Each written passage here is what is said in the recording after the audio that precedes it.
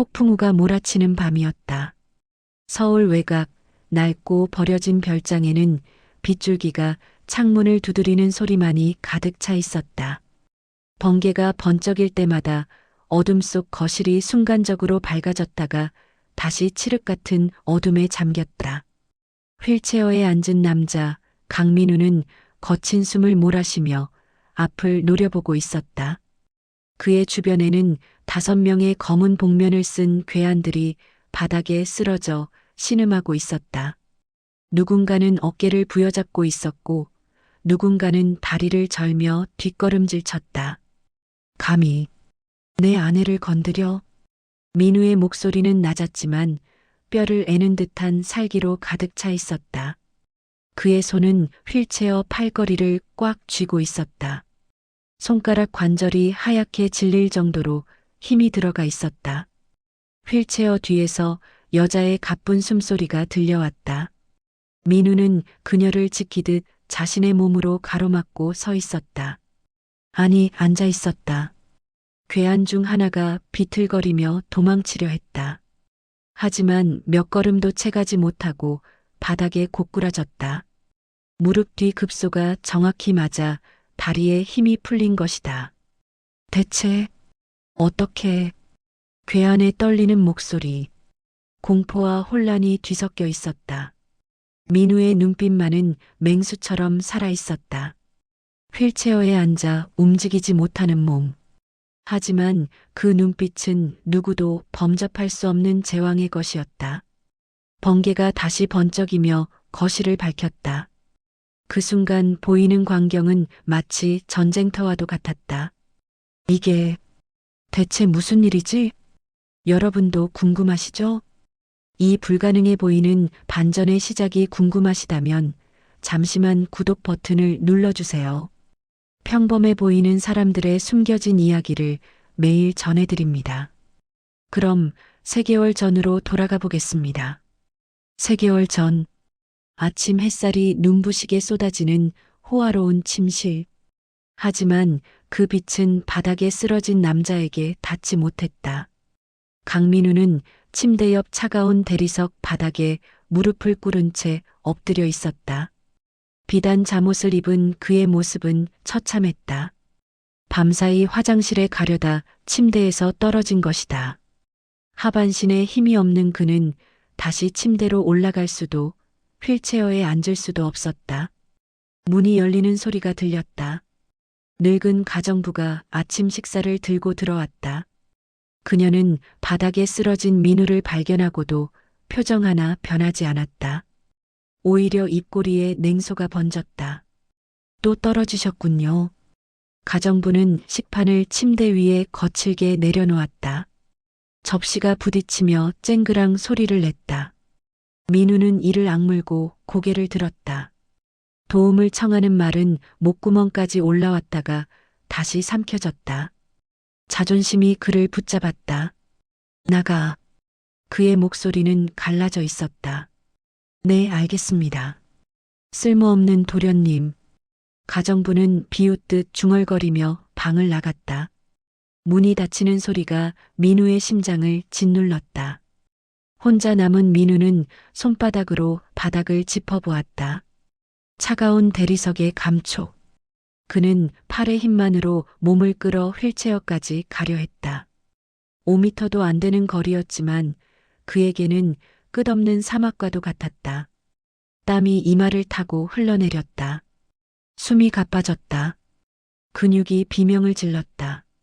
30분이 지나서야 그는 간신히 휠체어에 올라탈 수 있었다.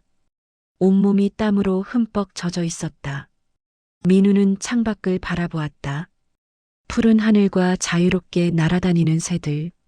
그에게는 너무나 먼 세상이었다. 그날 오후 강산 그룹 본사 회의실. 화려한 오크 나무 테이블을 사이에 두고 임원들이 둘러앉아 있었다. 그들의 얼굴에는 위선적인 미소가 걸려 있었다. 민우 도련님 거는 어떻게 할까요? 누군가가 조심스럽게 입을 열었다. 단상에 앉은 남자 강태성 부회장이 시가를 입에 물었다. 민우의 삼촌이었다. 그는 연기를 천천히 내뿜으며 말했다.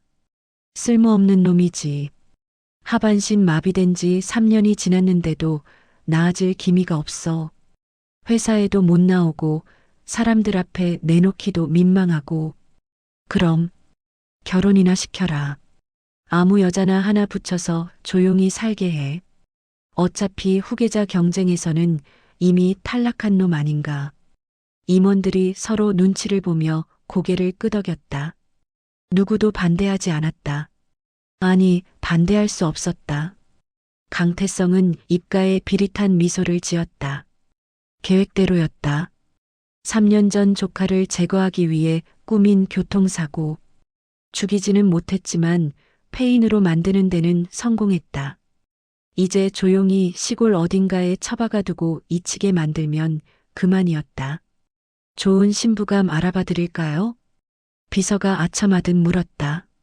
그냥 아무나. 간병이나 할 수 있으면 돼. 어차피 형식적인 결혼일 뿐이니까. 일주일 후 별장. 민우는 휠체어에 앉아 창밖을 멍하니 바라보고 있었다. 바깥에는 봄비가 내리고 있었다. 빗방울이 유리창을 타고 흘러내렸다. 도련님, 신부분이 도착하셨습니다. 박 비서가 조심스럽게 말했다. 민우의 유일한 협력자였던 그마저도 이번 결혼을 막을 수는 없었다. 들어오라고 해. 민우의 목소리는 무기력했다. 어차피 거부한들 소용없다는 것을 알고 있었다. 문이 열리고 한 여자가 들어왔다. 그녀는 20 중반으로 보이는 젊은 여성이었다. 화려한 옷차림은 아니었다. 소박한 면 원피스에 머리는 단정하게 묶여 있었다. 화장기 없는 얼굴은 창백했고 큰 눈망울은 조용히 바닥을 향하고 있었다. 한지우라고 합니다. 그녀의 목소리는 작고 떨렸다. 수줍음이 많은 사람처럼 보였다. 민우는 그녀를 차갑게 훑어보았다. 평범했다. 아니, 평범 이하였다. 가문에서 대충 구해온 게 분명했다. 나가. 예. 내 방에서 썩 꺼지라고. 당신 같은 사람 필요 없어. 민우의 목소리는 얼음장처럼 차가봤다. 그는 휠체어를 돌려 그녀에게 등을 보였다. 지우는 잠시 멈칫했다. 하지만 놀라거나 상처받은 기색은 없었다. 그녀는 조용히 고개를 숙이고 방을 나갔다. 민우는 혼자 남았다. 그리고 주먹으로 휠체어 팔걸이를 내리쳤다. 무력감이 그를 집어삼켰다. 차라리 죽었으면 좋았을 텐데. 그는 속으로 중얼거렸다. 밤이 깊어갔다. 민우는 침대에 누워 천장을 응시하고 있었다. 다리가 다시 쑤시기 시작했다. 감각이 없는 다리에서 이상하게도 통증이 느껴졌다. 의사들은 환각통이라고 했다. 하지만 그 고통은 너무나 생생했다. 마치 수천 마리의 개미가 뼛속을 기어다니는 듯한 느낌이었다. 신음이 터져나왔다. 민우는 이불을 움켜쥐었다. 그때 문이 조용히 열렸다. 한지우였다. 그녀는 물 한 잔과 따뜻한 수건을 들고 있었다. 나가라고 했잖아. 민우가 쏘아붙였다. 통증이 심하시죠? 제가 좀 덜어드릴 수 있어요. 지우는 말없이 다가와 침대 옆에 무릎을 꿇고 앉았다. 그녀는 따뜻한 수건으로 민우의 이마를 닦아주었다. 민우는 거부하려 했지만 그 따뜻한 온기에 저도 모르게 힘이 빠졌다. 오랜만에 느껴보는 사람의 온기였다. 제가 고쳐드릴 수 있어요. 지우가 작게 속삭였다. 민우는 그녀를 쳐다보았다. 그 눈빛에는 거짓이 없어 보였다. 하지만 민우는 비웃음을 흘렸다. 고친다고? 세계 최고의 의사들도 포기한 다리를 내가? 네. 지우의 대답은 확신에 차 있었다. 민우는 더 이상 대꾸하지 않았다. 어차피 헛된 희망일 뿐이라고 생각했다. 하지만 그날 밤 지우의 손길 아래서 민우는 처음으로 편안한 잠에 들 수 있었다. 3년 만에 악몽 없이 잠든 밤이었다. 다음 날 아침 민우는 다시 바닥에 쓰러져 있었다. 밤사이 화장실에 가려다 침대에서 미끄러진 것이다. 그는 30분 넘게 바닥에서 몸부림쳤지만 혼자 힘으로는 일어날 수 없었다. 문이 조용히 열렸다. 한지우가 들어왔다. 그녀는 민우의 모습을 보고도 놀라는 기색 없이 침착하게 다가왔다. 손대지 마. 나 혼자 할 수 있어. 민우가 이를 악물며 거부했다. 자존심이 그를 붙잡았다. 하지만 지우는 말없이 민우의 팔을 부축했다. 그녀의 손길은 놀랍도록 안정적이었다. 힘이 있었지만 부드러웠다. 나 달라고. 민우가 저항했지만 그의 상체 힘만으로는 그녀를 밀어낼 수 없었다. 지우는 마치 깃털을 다루듯 조심스럽게 그를 침대 위로 옮겼다. 민우는 숨을 헐떡이며 천장을 올려다보았다. 굴욕감에 눈시울이 붉어졌다. 왜 그렇게까지 하는 거야? 돈 때문인가? 얼마 받기로 했어? 그의 목소리는 도끼로 가득했다. 돈 때문이 아니에요. 지우는 민우의 땀에 젖은 머리카락을 정리해주며 말했다. 그럼 뭐? 동정심? 불쌍한 장애인 돌보는 착한 일이라도 한다고 생각하는 거야? 아니요. 당신을 고치고 싶어서요. 지우의 목소리는 조용했지만 확고했다. 민우는 비웃음을 흘렸다. 하지만 더 이상 독서를 퍼붓지는 않았다. 지칠 대로 지친 몸과 마음이었다. 그날 밤부터 지우는 본격적으로 민우를 돌보기 시작했다. 그녀는 아침마다 약초를 달여 민우에게 먹였다. 쓴맛이 입안 가득 퍼졌지만 이상하게도 몸이 한결 가벼워지는 느낌이었다. 저녁이면 지우는 민우의 다리를 정성스럽게 주무르며 혈자리를 눌렀다. 감각 없는 다리였지만 그녀의 손길이 닿는 곳마다 미세한 열기가 전해졌다. 뭐 하는 거야? 민우가 물었다. 혈액순환을 돕고 있어요. 당신의 다리는 죽은 게 아니에요. 그냥 잠들어 있을 뿐이죠. 지우는 담담하게 대답했다. 민우는 그녀를 가만히 지켜보았다. 땀방울이 그녀의 이마에 송골송골 맺혀 있었다. 1시간 넘게 쉬지 않고 그의 다리를 주물렀다. 왜 이렇게까지 해? 민우의 목소리가 조금 부드러워졌다. 당신이 다시 걸어야 하니까요. 지우는 고개를 들어 민우를 바라보았다. 그녀의 눈빛은 맑고 깊었다.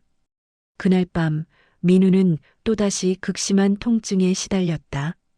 다리가 불타는 것 같았다. 아니, 온몸이 쥐어짜는 듯한 고통이었다. 으악. 참을 수 없는 비명이 터져나왔다. 지우가 달려왔다. 그녀는 민우의 손을 꽉 잡았다. 괜찮아요. 조금만 참아요. 이건 좋은 신호예요. 좋은 신호라고? 죽을 것 같은데. 신경이 깨어나고 있는 거예요. 통증은 당신이 살아있다는 증거예요. 지우는 민우의 이마에 젖은 수건을 올려주며 말했다. 민우는 그녀의 손을 놓지 않았다. 아니, 놓을 수 없었다. 그 손만이 지옥 같은 고통 속에서 유일한 동아줄이었다. 새벽이 되어서야 통증이 가라앉았다. 민우는 탈진한 채 잠들었고 지우는 그의 곁을 떠나지 않았다. 창밖으로 희미한 아침 햇살이 들어왔다. 지우는 잠든 민우의 얼굴을 가만히 바라보았다. 조금만 더 견뎌요.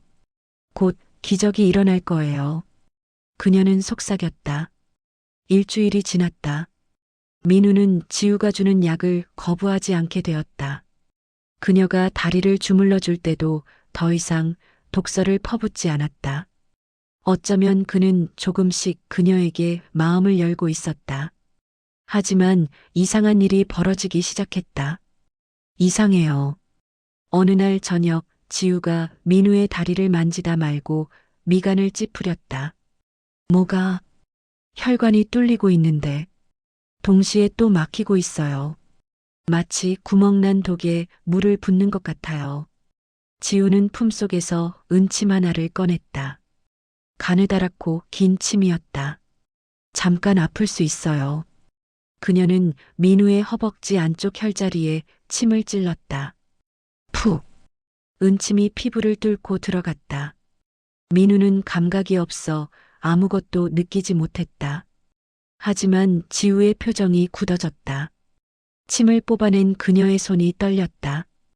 은침의 끝부분이 검게 변색되어 있었다. 이게 뭐야?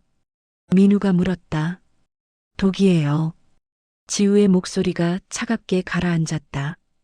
독이라고? 빙백산이라는 아주 희귀한 독이에요.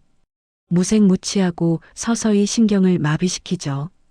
보통 사람은 구할 수 없는 물건이에요. 지우는 검게 변한 침을 민우에게 보여주었다. 민우의 얼굴에서 핏기가 싹 가셨다. 그럼 내 사고는 사고가 아니었어요. 누군가 당신을 계획적으로 제거하려 한 거예요. 그것도 지금까지 계속. 지우의 말에 민우는 주먹을 불끈 쥐었다. 분노와 배신감이 동시에 밀려왔다. 삼촌, 강태성 그 새끼가. 민우의 목소리가 떨렸다. 지우는 재빨리 방안을 살펴보기 시작했다. 가습기, 공기청정기, 심지어 베개속까지 확인했다. 가습기 물통을 열어본 지우는 다시 침을 담갔다. 침은 순식간에 검게 변했다. 여기에요. 매일 아침 가정부가 물을 갈아주죠? 민우는 고개를 끄덕였다. 박노파, 30년을 우리 집에서 일했는데 믿었던 사람의 배신. 그것은 독보다 더 깊이 그를 찔렀다. 지금 당장 치료를 시작해야 해요. 독이 깊숙이 스며들어 있어요. 뽑아내지 않으면. 지우는 말을 잇지 못했다. 하지만 민우는 알았다. 죽는다는 뜻이었다. 얼마나 걸려? 빠르면 한 달. 하지만 과정이 지금까지보다 훨씬 더 고통스러울 거예요.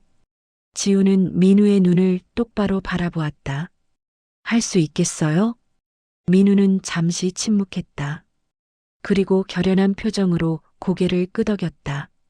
네. 반드시 걸어서 저 새끼들 앞에 서야 하니까. 그의 눈빛에 불꽃이 타올랐다. 3년 만에 다시 살아난 투지였다. 지우는 짐 가방을 열었다. 그 안에는 수십 개의 은침과 각종 약재들이 정갈하게 정리되어 있었다. 오늘 밤부터 시작해요. 각오하세요. 지옥을 경험하게 될 테니까.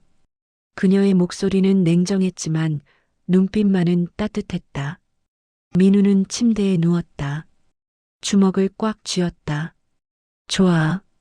지옥이든 뭐든 다 겪어주지. 그날 밤 별장에는 민우의 비명이 끊이지 않았다. 치료가 시작되었다. 그리고 진짜 지옥도 함께 시작되었다. 첫 번째 해독 치료가 시작되었다. 지우는 민우의 전신에 수십 개의 침을 꽂았다. 머리부터 발끝까지 주요 혈자리마다 은침이 박혔다. 시작합니다.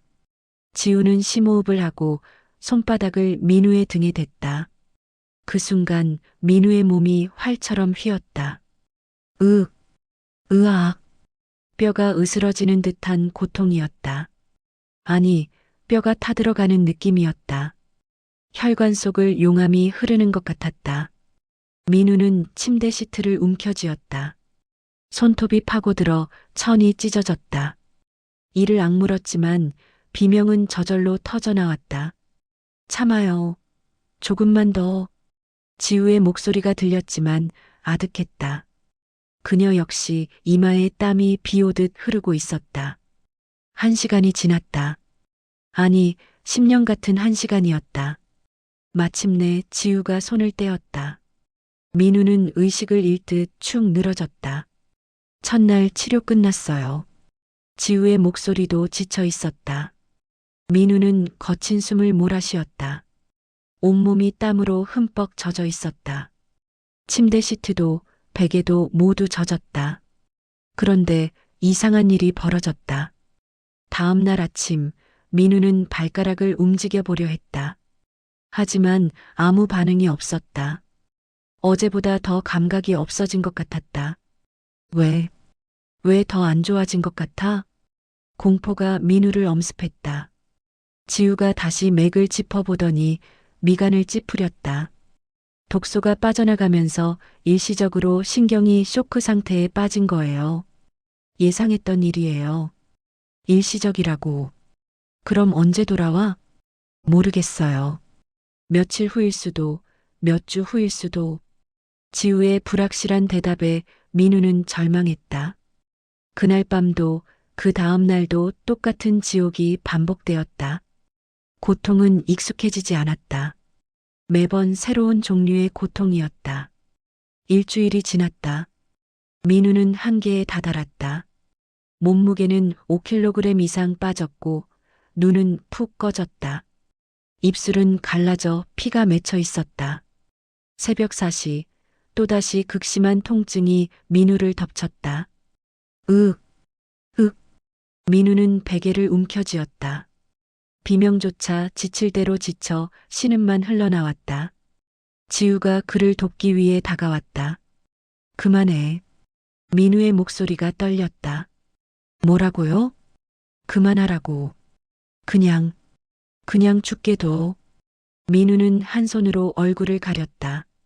손가락 사이로 눈물이 흘러내렸다. 난 이미 끝난 인간이야. 3년 전에 이미 끝났어. 이렇게 고통받으면서까지 살고 싶지 않아. 그냥 편하게 죽고 싶어. 절망의 고백이었다. 더 이상 버틸 수 없다는 항복 선언이었다. 지우는 잠시 멈칫했다. 그리고 다가와 민우의 뺨을 세게 때렸다. 딱. 민우는 놀라 그녀를 쳐다보았다. 지우의 눈에도 눈물이 고여 있었다. 포기하면 진짜 끝나요. 당신이 포기하면 저도 포기해요. 3년 동안 당신을 찾아 여기까지 온 제 시간도, 제 가족의 원한도 다 포기하는 거예요. 지우가 소리쳤다. 당신 가족? 민우는 혼란스러웠다. 제 가문은 10년 전에 멸문당했어요. 그 배우가 강산그룹이에요. 당신 삼촌이에요. 저는 복수하러 온 거예요. 하지만 당신을 보고 당신도 피해자라는 걸 알았어요. 지우의 고백에 민우는 입을 다물지 못했다. 그러니까 제발 포기하지 마요. 우리 함께 일어서야 해요. 당신은 걸어야 하고 저는 진실을 밝혀야 해요. 지우는 민우의 손을 꽉 잡았다. 민우는 그녀의 눈을 바라보았다. 그 눈 속에서 자신과 같은 고통, 같은 분노, 그리고 같은 의지를 보았다. 미안해. 민우는 눈물을 닦았다. 다시 시작하자. 이번엔 끝까지 간다. 지우는 고개를 끄덕였다. 그리고 다시 침을 준비했다. 그날 밤 치료 후 기적이 일어났다. 민우의 오른쪽 엄지발가락이 미세하게 꿈틀거렸다. 움직였어. 움직였어. 민우가 외쳤다. 지우는 눈물을 흘리며 웃었다. 시작이에요. 진짜 시작이에요. 그날 밤 박비서에게서 긴급 연락이 왔다. 도련님, 조심하십시오. 강태성 부회장이 오늘 밤 사람을 보낸다는 첩보를 입수했습니다. 민우는 휠체어를 창가로 옮겼다. 어둠 속에서 수상한 차량 한 대가 별장 쪽으로 접근하고 있었다. 지우 씨, 알고 있어요. 5명이에요. 지우는 이미 창밖을 주시하고 있었다. 그녀의 눈빛이 달라져 있었다. 당신은 안전한 곳으로. 안 돼요. 제가 없으면 당신을 지킬 수 없어요. 지우는 단호하게 말하며 옷장에서 무언가를 꺼냈다. 검은 천으로 감싼 침통이었다. 화광? 별장 문이 부서지며 검은 복면을 쓴 5명의 사내가 들이닥쳤다. 그들은 손에 쇠파이프와 둔기를 들고 있었다. 강민우 순순히 따라와. 안 다치게 해주마. 선두의 사내가 으르렁거렸다. 민우는 휠체어에 앉은 채 그들을 노려보았다. 삼촌이 보냈구나. 쓸데없는 말 말고 움직여. 사내들이 민우에게 다가왔다. 그 순간 지우가 그들 앞을 가로막았다. 비켜, 계집아. 다치기 싫으면. 사내 하나가 지우의 어깨를 잡으려 손을 뻗었다. 순간 지우의 몸이 유령처럼 움직였다. 휙! 그녀의 손이 사내의 손목을 스쳤다. 사내는 소리를 내며 손을 움켜쥐었다. 손목의 급소가 정확히 타격당한 것이다. 인연이 다른 사내들이 동시에 덤벼들었다. 지우는 몸을 낮춰 첫 번째 공격을 피하고 회전하며 두 번째 사내의 무릎 뒤를 걷어찼다. 사내는 균형을 잃고 넘어졌다. 세 번째 사내가 쇠파이프를 휘둘렀다. 지우는 그것을 종이처럼 가볍게 피하고 손에 들고 있던 은침을 사내의 어깨에 찔렀다. 으악! 사내는 감전된 듯 몸을 떨며 쓰러졌다. 민우는 눈을 크게 뜨고 그 광경을 지켜보았다. 평범하고 수줍어 보이던 간병인이 일순간에 무림고수로 변한 것이다. 지우의 움직임은 물 흐르듯 자연스러웠다. 화려하지 않았지만 치명적이었다. 5분도 채 안 되어 5명의 자객이 모두 바닥에 쓰러져 신음하고 있었다. 지우는 거친 숨을 몰아쉬며 돌아섰다. 평소의 온화한 표정은 온데간데 없고 차가운 전사의 얼굴이었다. 당신, 대체 뭐야? 민우가 떨리는 목소리로 물었다. 지우는 침통을 도로 감싸며 대답했다. 저는 평범한 간병인이 아니에요. 그녀는 천천히 민우에게 다가왔다. 복면 사내들이 일어나지 못하도록 침으로 혈자리를 봉쇄한 후였다. 한가 가문의 마지막 후계자예요. 침술과 무공을 익힌 의무인이죠. 한가. 민우는 어디선가 들어본 이름이었다. 10년 전 우리 가문은 하루아침에 멸문당했어요. 누군가 우리 가문의 의술 비급을 노렸거든요. 그 배우를 찾다가 강산그룹이라는 걸 알게 됐어요. 지우의 목소리가 떨렸다. 그래서 당신에게 온 거야? 복수하려고? 처음엔 그랬어요. 강산그룹의 정보를 얻으려고. 하지만 지우는 민우를 바라보았다. 당신을 보고 알았어요. 당신도 피해자라는 걸. 당신 삼촌이 모든 걸 꾸민 거였어요. 당신 아버지가 우리 가문에서 치료받으려 했던 것도, 그것을 막으려고 우리 가문을 없앤 것도. 민우는 충격에 말을 잃었다. 그럼 내 사고도. 네. 당신이 회장 자리를 물려받기 전에 제거하려던 거예요. 독을 써서 서서히 사고처럼 보이게. 진실이 드러났다. 모든 퍼즐이 맞춰졌다. 민우는 주먹을 꽉 쥐었다. 분노가 온몸을 타고 흘렀다. 함께 싸우자. 민우가 지우에게 손을 내밀었다. 당신은 나를 고치고 나는 당신의 복수를 도와주지. 우리 공동의 적을 무너뜨리자. 지우는 그 손을 잡았다. 좋아요. 동맹이에요. 두 사람의 손이 꽉 맞잡혔다. 그것은 단순한 협력 이상의 의미였다. 서로의 아픔을 이해하는 두 영혼의 연대였다. 바닥에 쓰러진 자객들을 보며 민우가 말했다. 이제 시간이 없어. 삼촌이 알기 전에 내가 완전히 회복해야 해. 지우는 고개를 끄덕였다. 그럼 오늘 밤 마지막 대수술을 해요. 위험하지만 이게 유일한 방법이에요. 각오는 됐어. 민우의 눈빛이 빛났다. 그날 밤 지우는 욕조에 검은 약물을 가득 채웠다. 맵싸한 냄새가 방 안을 가득 메웠다. 수십 가지 약재를 달인 물이었다. 김이 모락모락 피어올랐다. 여기 들어가세요. 민우는 옷을 벗고 욕조에 몸을 담갔다. 물의 온도는 화상을 입기 직전까지 뜨거웠다. 뜨거운 약물이 피부를 자극했다. 지우는 민우의 등 뒤에 앉아 가장 긴 침들을 꺼냈다. 손가락 길이만 한 굵은 침이었다. 이번 시술은 제 모든 내공을 쏟아붓는 거예요. 실패하면 알아. 영영 못 걸을 수도 있다는 거. 민우는 각오가 되어 있었다. 하지만 성공하면 완전히 회복돼요. 독도 다 빠지고 신경도 완전히 연결되고. 지우는 심호흡을 했다. 시작합니다. 그녀는 민우의 척추를 따라 7개의 침을 연달아 꽂았다. 푹푹푹. 침이 깊숙이 박힐 때마다 민우의 몸이 경직되었다. 그리고 지우가 손바닥을 민우의 등에 밀착시켰다. 으악. 민우의 입에서 짐승 같은 비명이 터져나왔다. 뼈가 부러지는 것 같았다. 아니, 뼈가 갈려나가는 느낌이었다. 혈관이라는 혈관마다 불덩이가 흐르는 것 같았다. 지우도 온몸에 땀이 비오듯 쏟아졌다. 그녀는 자신의 생명력을 민우에게 전해주고 있었다. 30분이 지났다. 민우는 의식이 흐려졌다.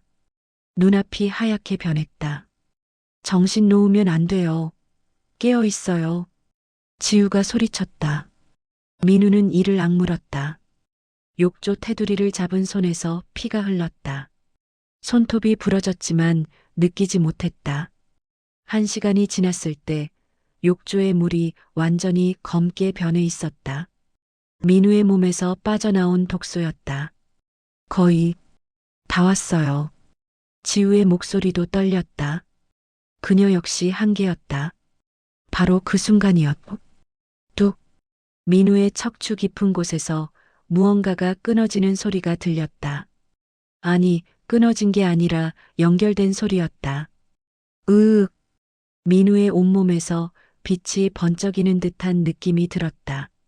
전율이 발끝에서부터 머리끝까지 관통했다. 그리고 감각이 돌아왔다. 발가락이 느껴졌다. 발목이 느껴졌다. 종아리, 허벅지, 무릎. 모든 곳에 감각이 살아났다. 해냈어요. 지우는 기진맥진한 채 뒤로 쓰러졌다. 민우는 욕조에서 의식을 잃었다. 다음 날 아침, 민우는 침대에서 눈을 떴다. 온몸이 무거웠지만 동시에 깃털처럼 가벼웠다. 그는 천천히 몸을 일으켰다. 그리고 침대 옆으로 다리를 내렸다. 발바닥이 차가운 바닥에 닿았다. 그 감촉이 생생했다. 민우는 심호흡을 했다. 그리고 무릎에 힘을 주었다. 다리가 떨렸다. 근육이 비명을 질렀다. 3년 동안 사용하지 않은 근육이었다. 하지만 움직였다. 천천히, 아주 천천히 민우의 몸이 위로 솟아올랐다. 그는 섰다. 3년 만에 자신의 두 발로 섰어. 민우의 눈에서 눈물이 주르륵 흘러내렸다. 옆방에서 자고 있던 지우가 소리를 듣고 뛰어왔다. 도련님. 그녀는 민우가 서 있는 모습을 보고 입을 막았다. 그리고 그녀도 눈물을 흘렸다. 해냈어요.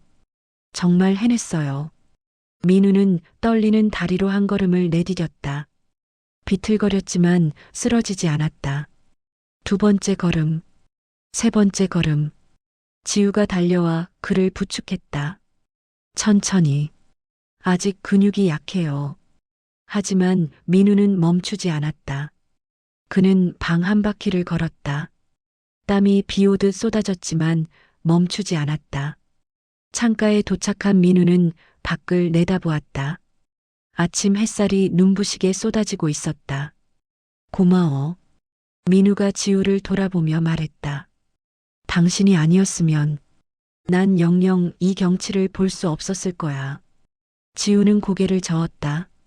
당신이 포기하지 않았기 때문이에요. 두 사람은 서로를 바라보았다. 말은 필요 없었다. 눈빛만으로 모든 것이 통했다. 바닥에는 비어있는 휠체어가 놓여 있었다. 더 이상 필요 없는 물건이었다. 이제 시작이야. 민우가 말했다. 삼촌에게 복수할 시간이야. 그리고 당신 가문이 원수도 갚을 거야. 지우는 고개를 끄덕였다. 함께 가요. 끝까지. 두 사람의 손이 다시 맞잡혔다. 이번에는 전우로서가 아니라 무언가 더 깊은 감정으로. 창밖의 하늘은 끝없이 푸르렀다. 3일 후 강산그룹 창립 50주년 기념 파티. 서울 도심 한복판 최고급 호텔 그랜드 볼룸에는 재계의 거물들이 모여들었다. 화려한 샹들리에 아래서 턱시도와 드레스를 입은 사람들이 샴페인을 들고 담소를 나눴다. 단상에는 강태성 부회장이 서 있었다. 그는 만면에 미소를 지으며 마이크를 잡았다. 신사숙녀 여러분, 오늘 이 자리에.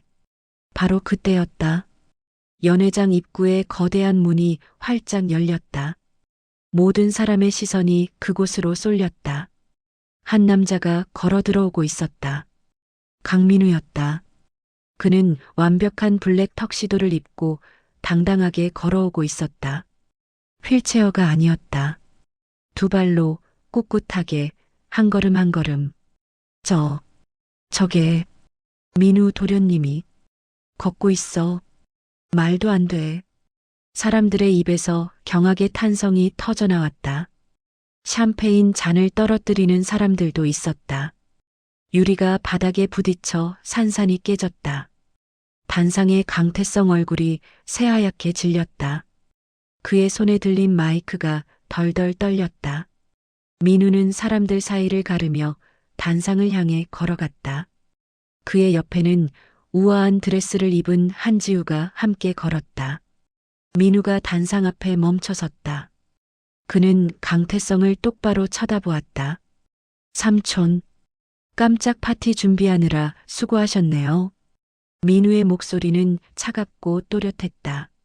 마이크 없이도 연회장 전체에 울려 퍼졌다. 민우. 강태성은 말을 더듬었다. 내가 어떻게 걸을 수 있냐고요? 궁금하시죠? 민우는 청중들을 향해 돌아섰다. 여러분, 제 다리가 왜 마비되었는지 아십니까? 교통사고 때문이 아닙니다. 장내가 술렁이기 시작했다. 저는 지난 3년간 독살당하고 있었습니다. 빙백산이라는 희귀한 도구로요. 누가 그랬는지 아십니까? 민우는 강태성을 가리켰다. 바로 저 사람입니다. 제 삼촌 강태성 부회장이요. 헛소리 마. 증거도 없이. 강태성이 소리쳤다. 민우는 품에서 서류 봉투를 꺼냈다. 증거요? 여기 다 있습니다. 삼촌이 비자금으로 고용한 독살 전문가의 계좌 내역, 통화 기록, 그리고 삼촌 금고에서 발견한 빙백산 원액까지요. 서류들이 스크린에 하나씩 띄워졌다. 박 비서가 미리 준비해 둔 것이었다. 사람들의 표정이 경악에서 분노로 변했다. 그리고 이것만이 아닙니다. 민우는 다음 자료를 띄웠다. 10년 전 한가 가문 멸문 사건. 의술 비급을 탐낸 강산그룹이 용병을 고용해 가문 전체를 몰살시켰습니다. 그 지시를 내린 사람도 강태성 부회장입니다. 지우가 한 걸음 앞으로 나섰다. 저는 한가 가문의 유일한 생존자입니다. 저는 오늘 모든 진실을 세상에 고발합니다. 청중석이 완전히 뒤집혔다. 기자들이 카메라 셔터를 미친 듯이 눌러댔다. 강태성은 뒤로 비틀거렸다. 안 돼. 이럴 수가. 바로 그때 경찰들이 연회장으로 들어왔다. 강태성 씨 살인 교사 및 독살 미수 혐의로 긴급 체포합니다. 경찰이 수갑을 꺼냈다. 내가 누군 줄 알고. 나는 강산그룹 부회장이야. 강태성이 발악했다. 하지만 경찰은 단호하게 그에게 수갑을 채웠다. 끌려가는 강태성이 민우를 노려보았다. 내가 살아서 나가는 날, 너를 반드시. 삼촌은 다시 못 나옵니다. 민우는 냉정하게 말했다. 증거가 너무 많거든요. 평생 감옥에서 후회하세요.